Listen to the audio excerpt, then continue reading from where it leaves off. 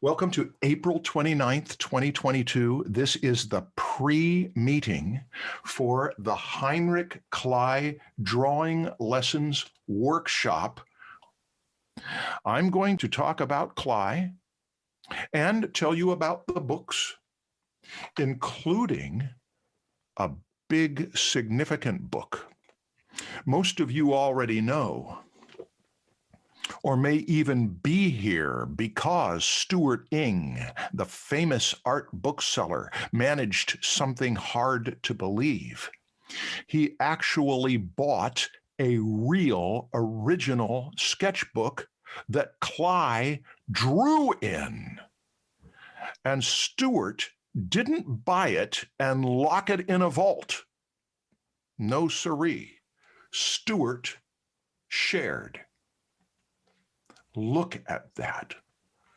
It takes my breath away, even seeing it upside down. And if you didn't know, Stuart allowed me and Stan Prokopenko to open it. If you haven't seen it,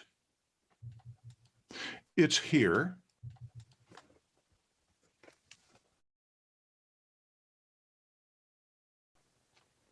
I'm going to talk for a bit here about the many ways we can look at Heinrich Kley. We don't know a lot about him personally.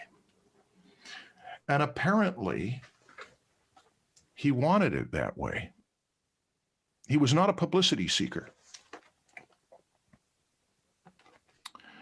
Fame came to him by way of admiration from people who liked his work.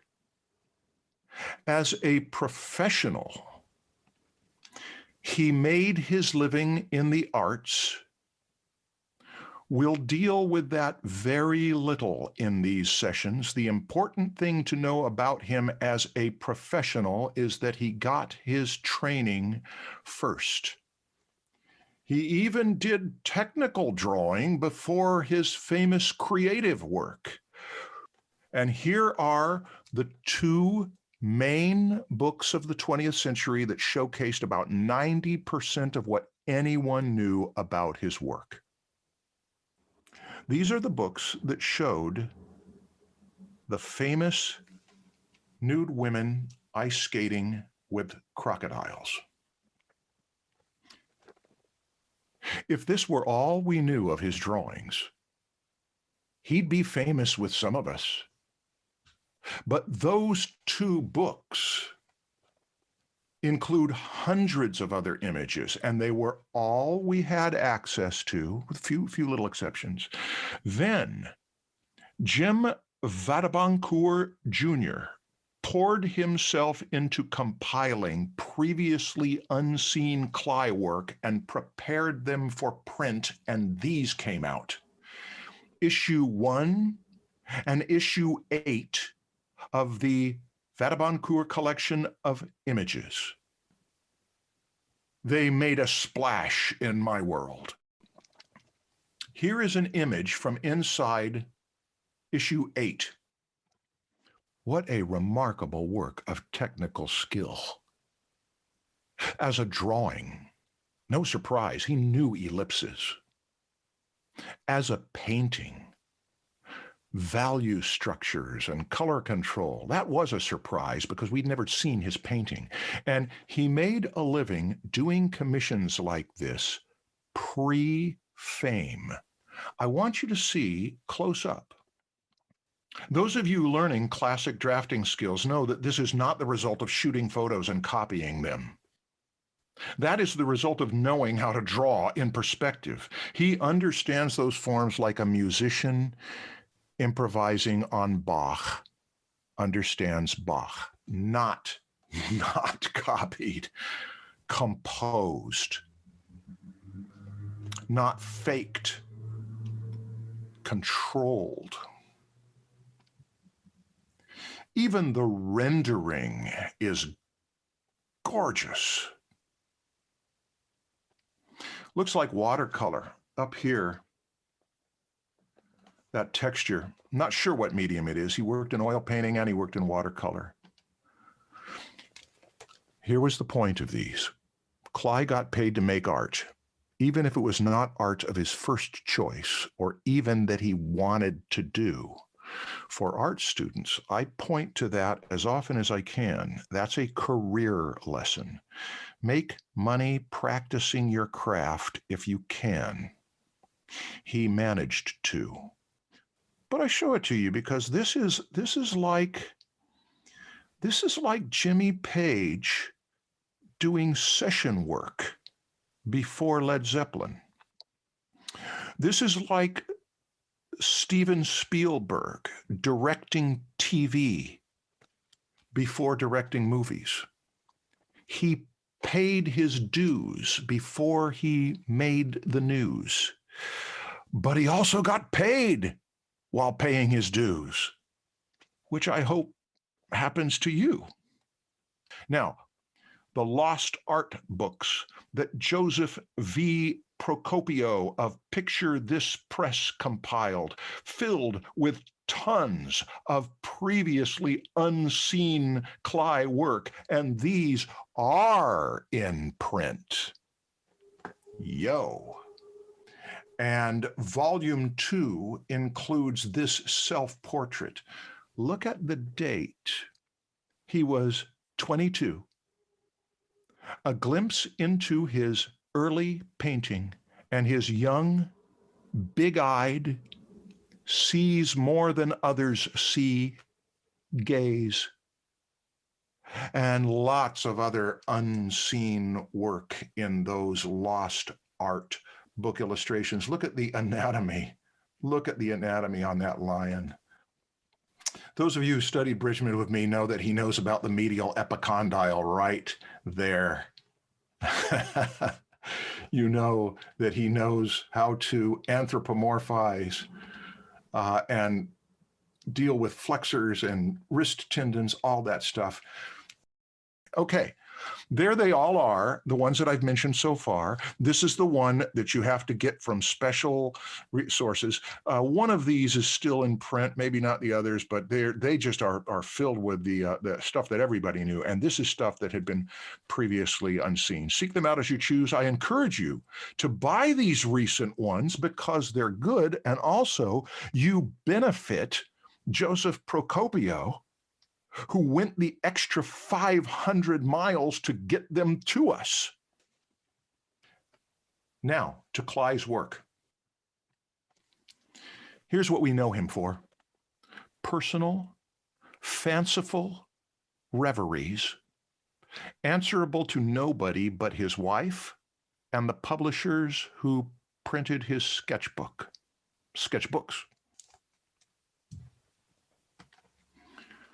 We will talk about the content of his work, what's going on in that picture here. Our third session, content, characters, and scenes. Some of what he did are political statements.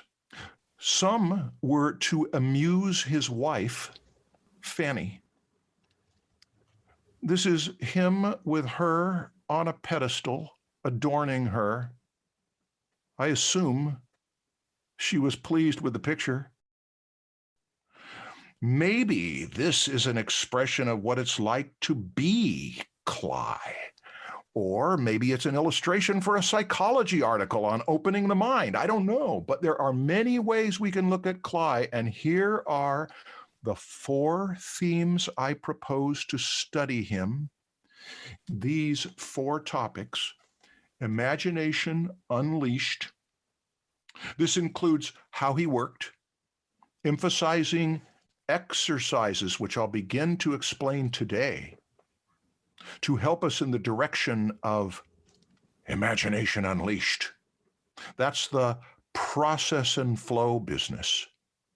It includes empathy exercises, strength, weight, motion, emotion, forces that play on a character who is totally imaginary.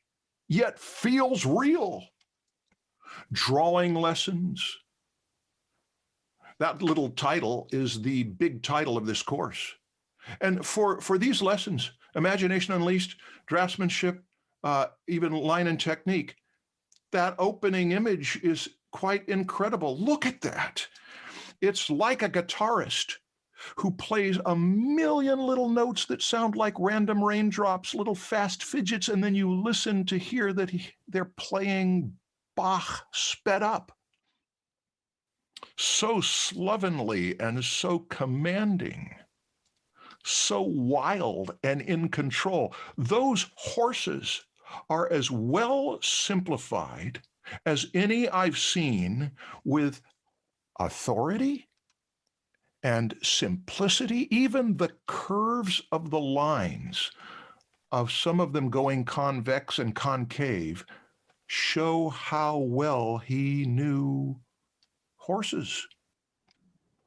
And they even reveal the process of how he approached drawing. Look how simple. He sees the horse's body as a graphic shape, sometimes 2 notes at a time, as he throws a line in there. I sure wish I had learned about this in my training. We'll deal with it in our first lecture, where we talk about process. I will teach you about these things, but you will work them into your skills with the exercises and assignments. This slide shows the short suggestions for exercises and assignments. Reveries, analytical studies, responsive drawings, finished images. But we have a slide posted, and these are the developed explanations related to our class studies. You can use them on your own, no fee for that. And if you just do these and don't hire me, you'll probably get better by summer. But let's look at what came out of an interview with Alexander Kunkel in the 2nd volume of those lost art books. Here are terms that he used to describe Clyde's drawings as studies in technical mastery. We'll point to that every session. Psychological empathy. Yeah, we'll point to that in our first session on imagination, and on our 3rd session devoted to story and characters and scenes. Artistic ingenuity, sure, in all sorts of ways, but I think that applies much to technique in session 4. And daredevil confidence. Yeah, okay. I could not have said that better. That's why I used what Alexander said.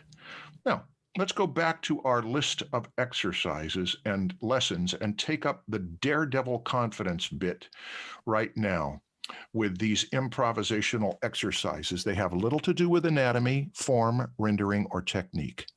They have little to do with the skill of drawing. They have much to do with the daring. They are a way to call up the daredevil. In fact, let me show you with an apology that Clyde can have a good influence on a much lesser artist. I did this years ago with a rollerball in an attempt to show off to a student who I admired because they admired me. I liked the fact that I did it. I'm aware that it's not in the same league as Clyde, but I did the thing where I just started up at the top with the rollerball and started drawing and went down. I know it's not that skilled, but I figured I'd been looking at so much Clyde that I was picking up his vibe. And the difference between my work and his is the difference between a professional 36-year-old and a 6-year-old. But when I did it, I felt like a proud 6-year-old. And I felt like I got some of the spirit of what he does. Big powers, having a ball, keeping the weak on the run. But here's why I did it. The rule was to start with a rollerball and carry all the way through to finish in a sweep. I actually darkened several areas later after I followed the rule. I could never do this previous to seeing that Clyde could do it, so I figured why not try? I was glad about it. And that was with a roller ball, not a steel pin. I never liked the line quality of roller balls, but then I bought a steel pin, one that I think works a lot like the one Clyde would have used, and I did the same thing here. I'm going to give you an exercise like that. That was to just start and not pause for more than a few seconds to see what happens. No preliminary drawing. It's about nurturing daredevil confidence. The success of the drawing is not important. Though this was one I liked, and that's why I'm showing you. You have an exercise like that. This is not a well-drawn horse, but it's a drawn horse. That's a start. This is not a well-drawn lion. This is a rapidly drawn lion. That's an exercise. Now, if you're the type who can throw lines down freely, you may find this exercise easy or pointless. I needed to learn to do this. If you're a control freak, this is therapy. Exercise, not product. Non-hesitant, explorative drawing, no fear, draw like a kid. See it as an exercise, not art. Try stuff like this for the next 6 days. And then next week, I'm going to talk much more about it in our first session. And I'll show great examples from Clyde, some of the best drawings in the history of art. The horses and motorcycles jumping over the giant's arm. This list is so you can prepare for it and come in having stretched into it, ready to learn. Let's look at these assignments in 3 categories. 1, you get no product from these. They're exercises. They are to ignite your imagination. The time limit is arbitrary. It can be a minute. You may want to rush some faster than a minute. The okay to do them poorly is not arbitrary. It's a hard law for getting you daring. Don't stop to micromanage. How many? Just start. If you really need recommendations from me, post your work with questions imprinted, and I'll do what I can to answer in our sessions. I'll show you at the end of this time here. Gesture drawings from already drawn Clyde pieces are not usually about imagination, but in this case, you're going to be imagining the impulses and sensations of those characters. Read this. Talk about it with your colleagues, think it through, and then act. Here's the second category, analytical studies. These are skills studies, and yet analysis of form does include not just figuring out the form, but imagining the form. What would you turn it into? A box, a cylinder, a ball? Much of this middle stuff follows on the Bridgman Bootcamp, which is now on YouTube for free. This course, a lot of this course was about anatomy and form, some about design skills, since he mingled design advice into his lessons. This is the best I can do of 18 hours of instruction from another famous artist who was very analytical, and that will take you through a lot of these exercises. Look at Clyde's drawings that you wish you understood better. Analyze them for anatomy, shapes, and forms. More on that next session and 2 sessions from now. And then our last category is that you may get inspired by these things, to imagine your own and to carry some to finish. Improvisational exercises have a purpose, big blue hat reason, to rehearse fearless process. You want to dig in and ruin the piece if that's what it takes to say, I've ruined 100 pieces. I'm not afraid of it. If you're free to fail, you're free.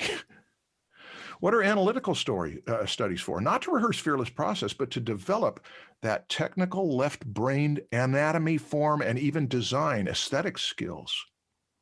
What about the finished images? Well, part of this is to show that you are an artist and get other people to commission you or buy your work or whatever you want to do. So it's to make it so that this month is applied to your style.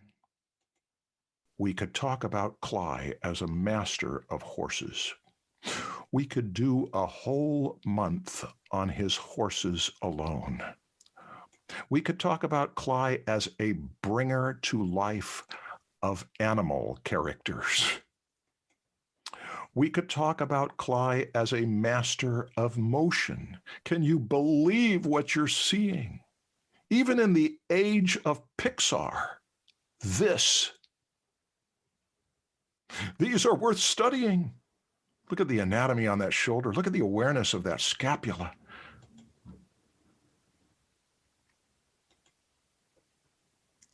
As we could talk about Clyde as an editorial cartoonist, as a social commentator. Look at how concerned those people are. Look at how interested these good people are.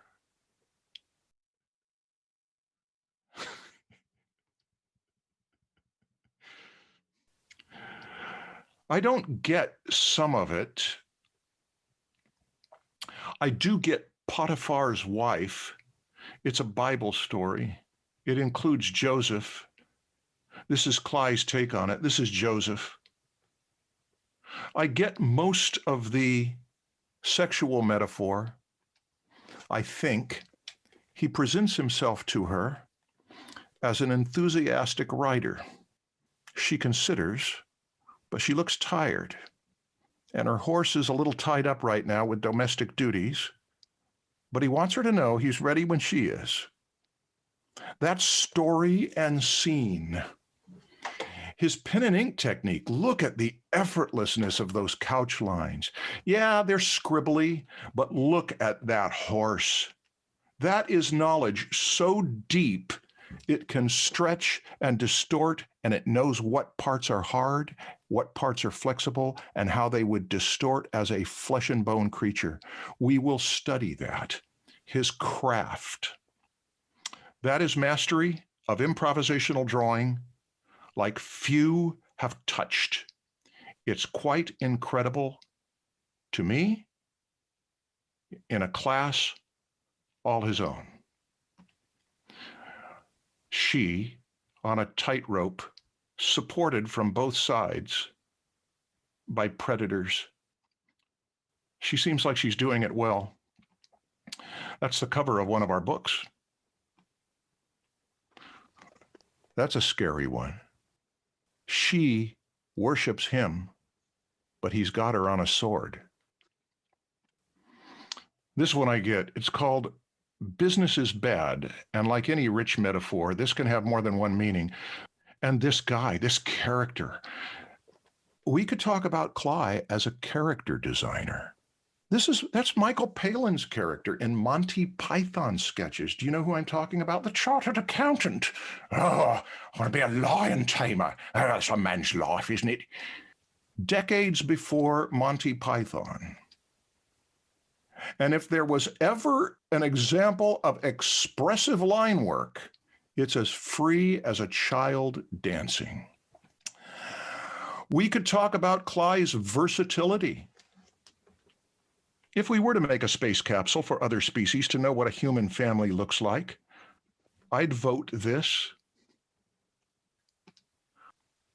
Because we are looking at this for lessons for artists, most people have no idea how hard a successful drawer or painter works, but you do, because you are pursuing the craft by spending 4 weeks with me studying the craft to appreciate the amount of commitment it took to ever get to that level of craft.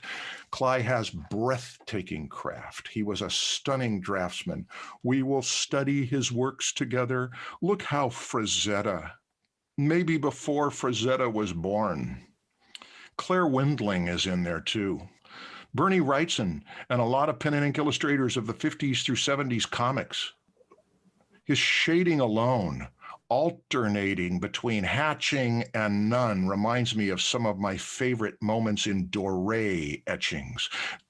We will analyze some of these drawings, but be forewarned, I will do it the way I analyzed Bridgman in that course. It won't be anything more polished than that. I'll use Zoom tools unimpressively, believe me.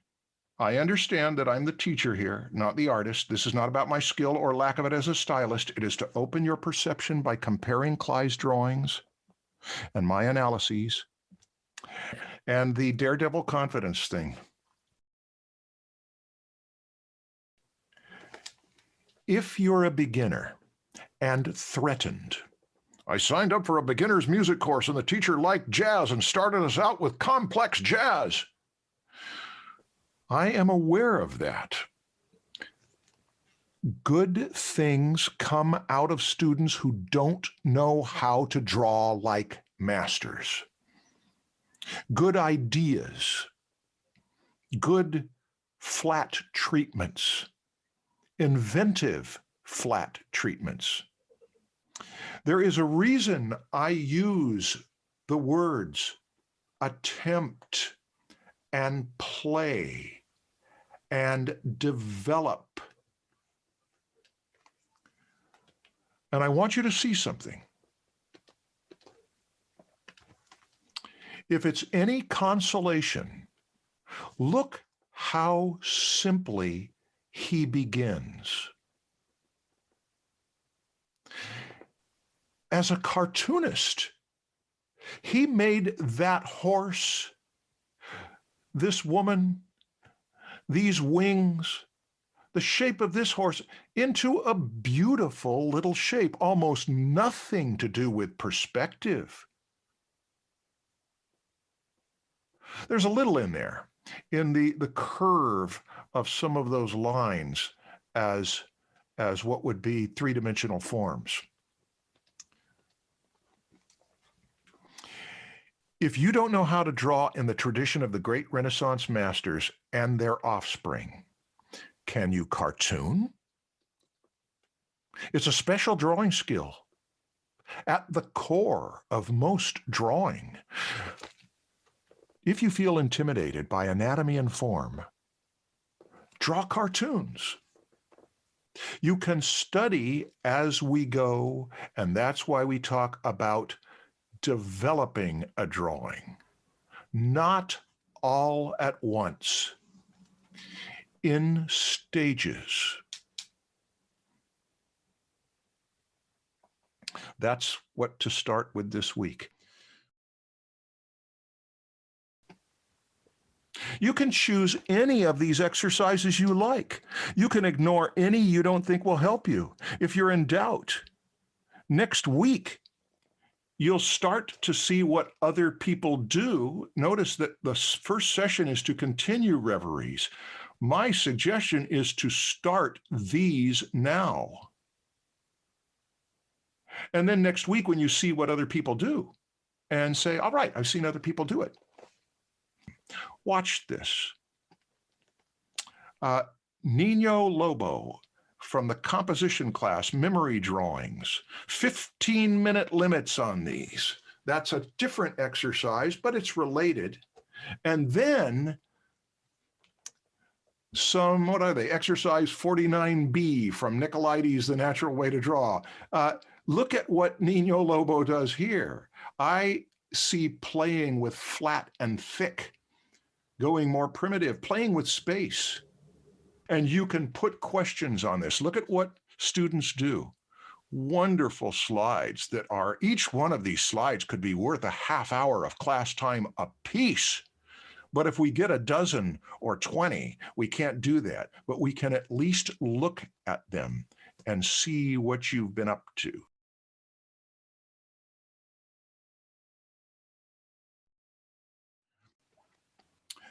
Questions came up about preconceived versus responsive. Preconceived is to come up with an idea before you go to the paper. You got an idea in your head. Responsive is you go without an idea, but you generate something and see if you find something in it. Let's see what one of you did. Sander. Responsive. Clyde.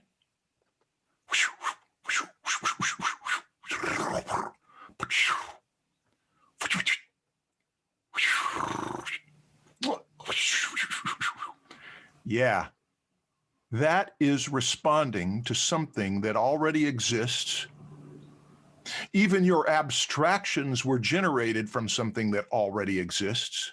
Then when your abstractions existed, You flipped them so they were in a different position. So there's no way you're going to just draw another ram's head, and you found something in it. Good show, Sander. Preconceived. 10 minutes to take a picture in your imagination of the lion pouring the spot of tea, and then another stab at it. Good job, Sander. And Alyssa, you're doing such beautiful work as Reveries. You haven't let us know whether they're responsive or preconceived or somewhere in between or anything, but that isn't that important because it's nice to know you're in the class. You've got a developed style. I don't know that I have a lot to teach you. I love how you can do more than one thing with many hatch lines and then few that are thicker. You get different styles. You got twisting forms in here. You've got enough command of what you're doing to whisper the shading and put in a core shadow with some reflected light that's indicated and then leave all the halftone area empty. The simplicity of these halftone areas are the areas where light falls on them, but they aren't highlights. And to turn it into a shape, it's just beautiful. And I don't see you making a comment in the chat, but Alyssa, others are making comments in the chats like, I'm an octopus enthusiast and these are beautiful and I absolutely love those octopuses, and so on. Okay. Good work. This, I hope, for those of you who are beginners, remember, there was a time when Alyssa was a child and could not draw like this. Joseph, so good to see a slide packed with 1 minute responsive drawings, looking at something and responding to them, 1 minute of gesture studies, 3 minute responsive drawings, and 3 minute preconceived. In fact, I think we might even get in here closer to some of these because this gets us in there seeing you're doing more than one thing, doing a rough layout for something that could be developed later, shrinking things down to get value studies, working a life drawing that has some good chiseled areas. And there are your preconceived reveries at 3 minutes up close.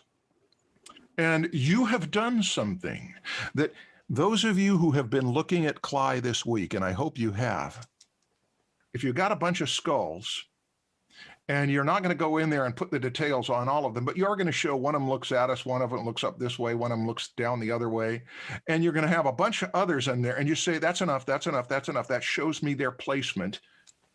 That's exactly how he and many, many masters work. When I see a line like this, I'm aware, and you're aware as an artist, that it's a guy slouching back. He's not alert. He's comfortable.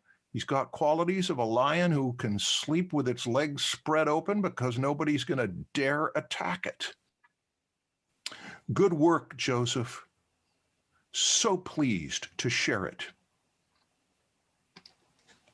Phoenix Baldwin, you have done the work, gestures and responses, and you've done another thing that as I look at it, I realize the picture over here that Clyde did, you're doing another moment before or after that an animator would care about, or swiveling the camera around to show it from another position, and even these down here. What a great exercise. And to not belabor it, and to use straight lines when a person is exerting force and at the peak of that force, because straight lines give a certain sense of strength. Curved lines give a certain sense of beauty. to look at some other pose and draw your pose, to look at Clyde's pose and draw your own. Everybody, go and do likewise, and be instructed by the simplicity of early lines that may say, there's the foot, I found it, and then say, no, actually, it doesn't feel right. My empathy, which we'll study today, tells me that that thing's foot should be further forward, pressing down harder, and so we even might have a sense of pressing down harder on the pen. Well, you're getting compliments, Phoenix. Rebecca, after composition boot camp, I should know what reveries are, but I'm still not sure in the context of this class. These are more like Kley-inspired sketches.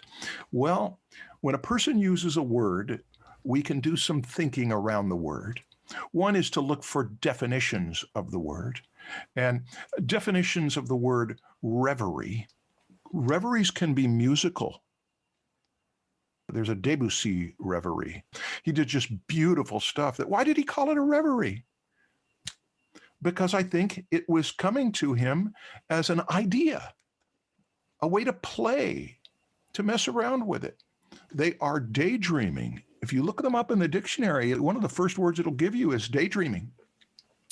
But the implication is something fun and inventive.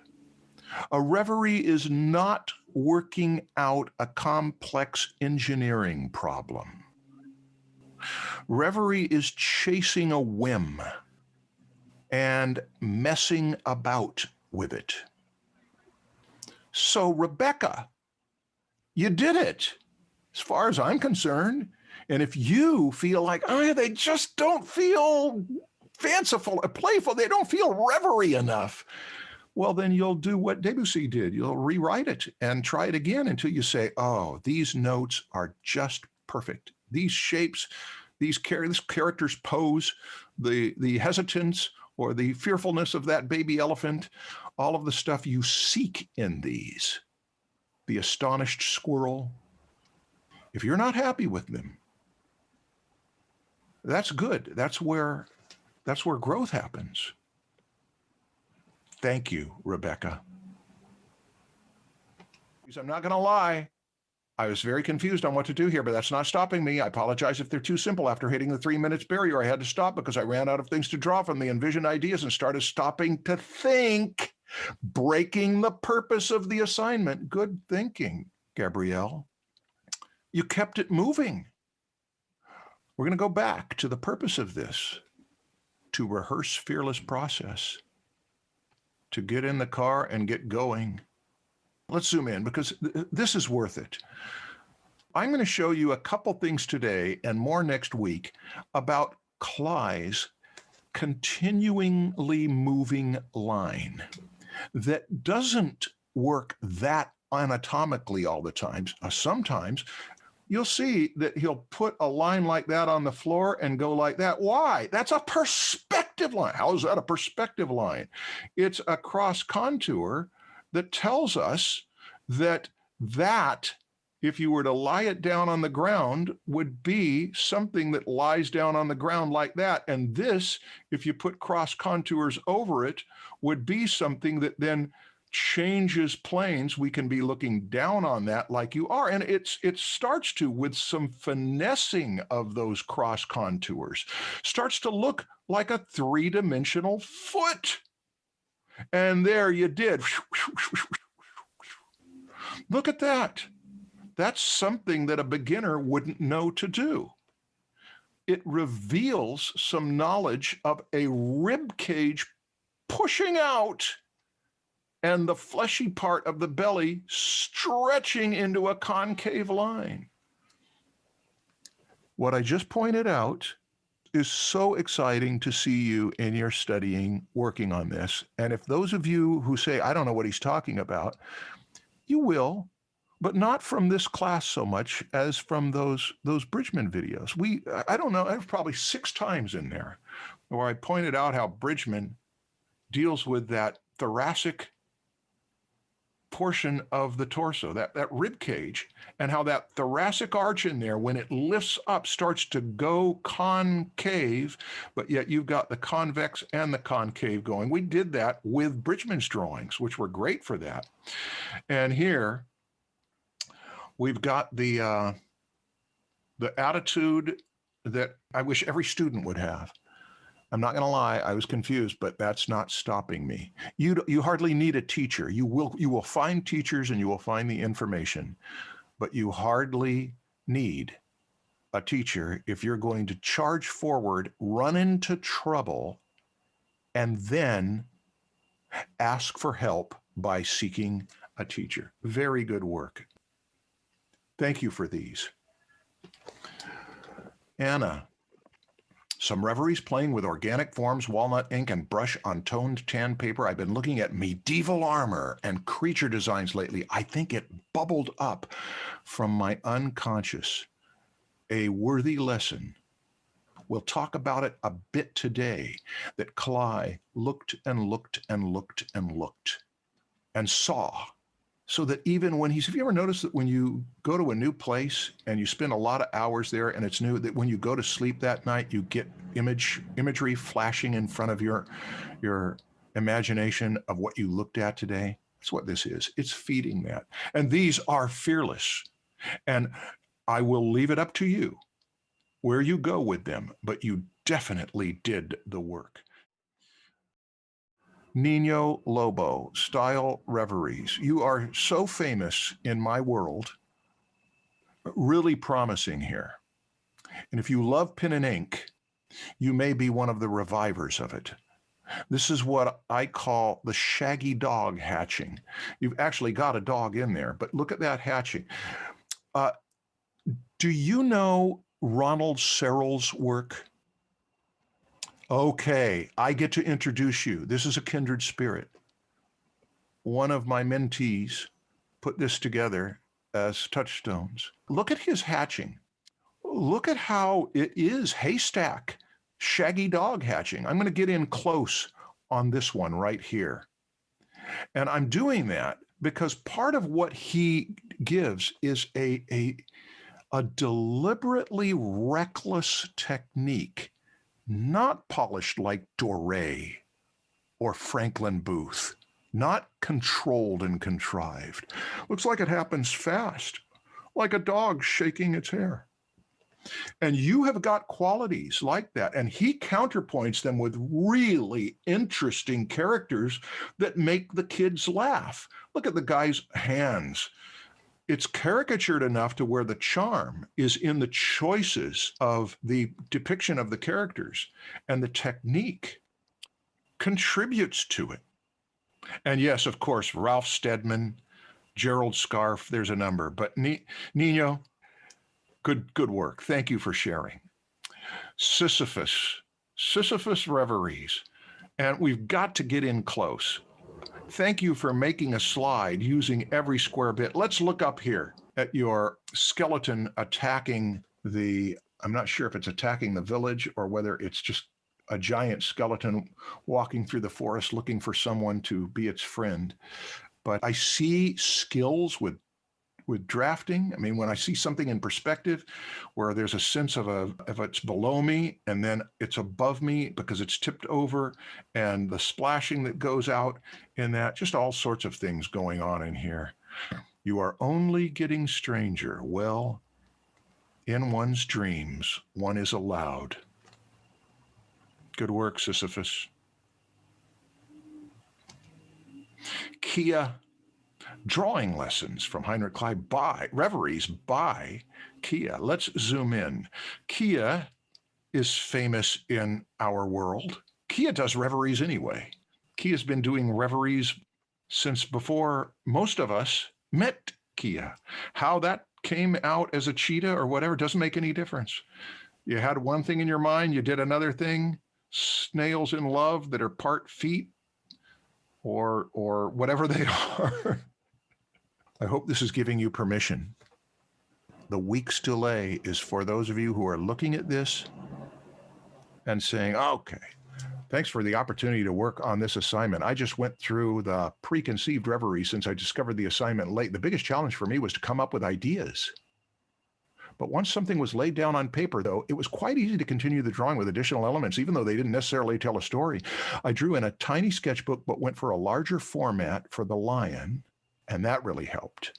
I felt it was easier to adjust proportions on the way without reaching the border of the page, which of course doesn't happen with a preliminary sketch. Yeah. Let's zoom in. Wow. Good work. Even put high heel shoes on the lion. I don't want to ask too much about personally what's going on here because it's not my business, but your drawings, Julian. Everybody, if you look at this, not what you'll do this week, but what you may do, or you may say, I have a different idea for what I want to do. But I see all sorts of things in here that we could compliment you on. These are students that make my job really easy. Got students that are submitting stuff that when we look at it as a group, learning will happen. Here's an interesting observation. Reveries done while listening to the pre-meeting. I find it easier to focus on the listening when my hands have something to do. I want to encourage that today. When I get into the lecture part here in 2 minutes, I might do what I did in the pre-meeting. I might slow down. And the reason why is that if you've got your sketch pad and you're making notes, it allows you to make notes coming from your thoughts and your opinions. And if you say, I'd just rather draw, I'll try to always have something interesting in front of you. Let's zoom in. Oh, you did the job.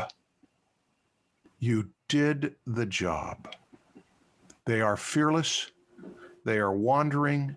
They are not self-conscious. We're going to do that today in our exercises. Leo, I'm so pleased. Now we have more.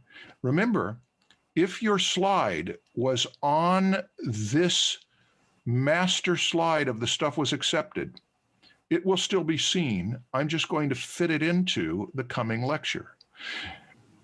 Your assignment this week is continue the reveries and attempt the analysis. About how you're going to show us how to do the analysis? No, attempt it, and you'll come in next week so ready to learn. For resources, I am requesting, as we move into this next session, that you buy the books and support these people who've done this. All right, prepare yourself with your paper, your pen, your thoughts, your attention. Get your sketch pad. We're going to work from this one for about 10 minutes. We're going to do a few things with it. We're going to work from this one, and we're going to try a few things with it. And we're going to work from this one. What a great example of a sense that he's carrying something heavy.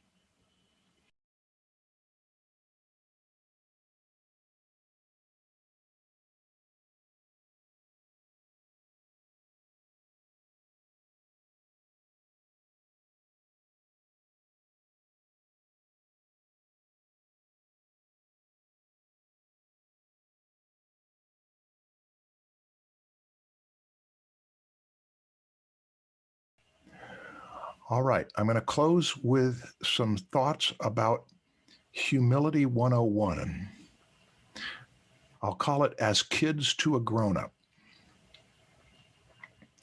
I will remind you every session that we are in the presence of a skilled drafter in 100 years ago Germany, who, like jazz pianists in the US around the same time, were pushing boundaries of what musicians could do. We're studying the best, which can feel threatening. Let me remind you of what it was like when you were a toddler.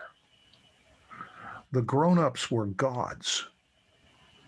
They have fallen since, But to your child mind, anyone who could write words and speak sentences was on a plane of skill above the clouds. And yet, kids take a stab at it. Much of this is be a kid.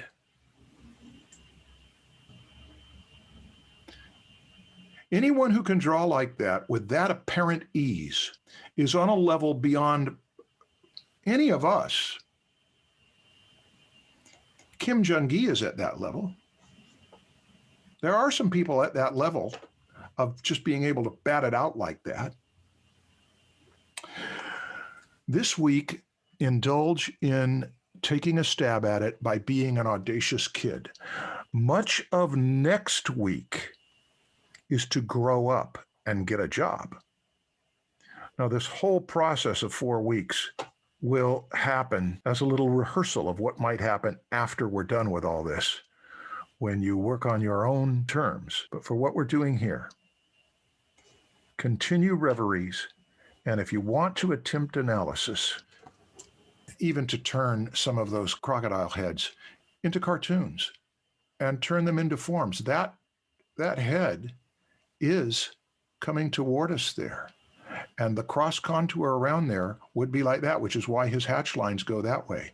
But it's quite flattened out at some point to where the line goes across like that and goes more like this. This one is much more coming toward us and much more foreshortened, so that by the time he gets that eye there, that one will be there. But if he's got an eye over here, it's going to go on the X line over there. Those are things you can play with. If you're ahead of the game and you've already studied drafting enough to feel like I'm ready to attempt analyses, but the official assignment is to now indulge this. Next week, come in and I'll talk you through some analytical studies and show you how remarkable his knowledge and technical skills were. If you'd like the whole course on Heinrich Kley, go to my website, marshallart.com.